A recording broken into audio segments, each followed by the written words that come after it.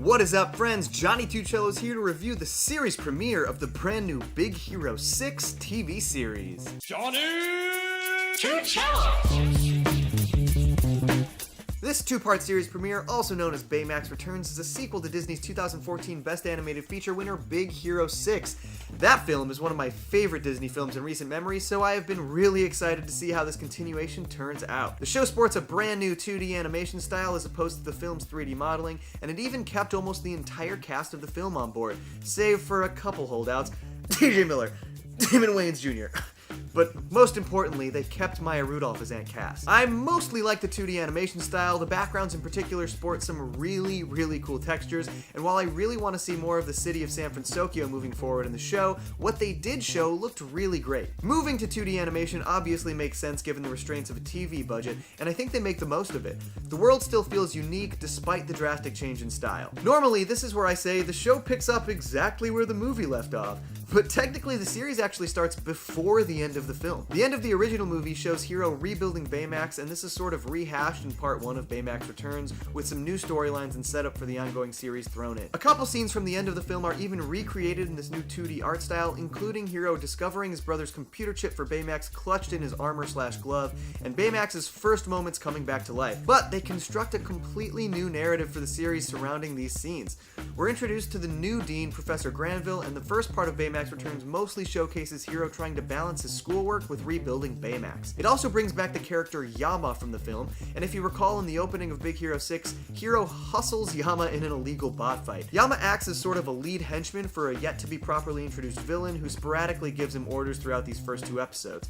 You know, think Dr. Claw in an Inspector Gadget. It was actually pretty much exactly that. I gotta say that for the most part, this pilot worked for me. I think they failed to lock into the raw emotion and heart that made the film so special, but this premiere was really funny and had some really solid action that showed potential for the series moving forward. The characters from the movie translated well in their TV transition, even those who were recast: TJ Miller, Damon Wayans Jr.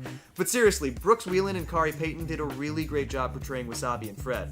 Brooks Wheelan's character Fred was front and center for most of the 2-part episode, and he truly was standout. Some of Baymax Returns was surprisingly intense. I was a little shocked at the scene where Yama and his henchmen held Hero upside down off the edge of a skyscraper.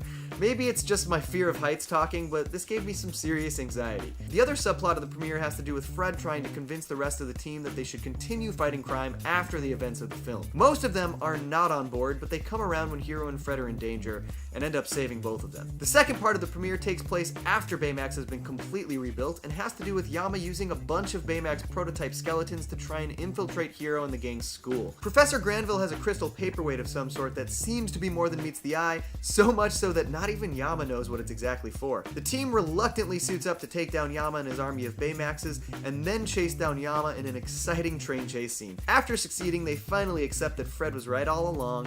Big Hero 6 must help protect San Francisco.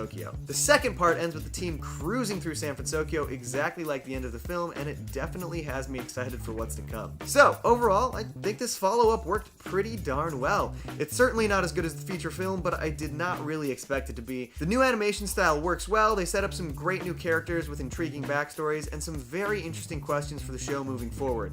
The rest of the series will start airing sometime in early 2018, so this was a nice little sneak peek, and I am very eager to see what they do with it. Although, truthfully, I do hope we hear more about the film sequel sometime soon, because this is one Disney movie that demands a follow-up. Thank you guys so much for tuning into my review for Big Hero 6 Baymax Returns.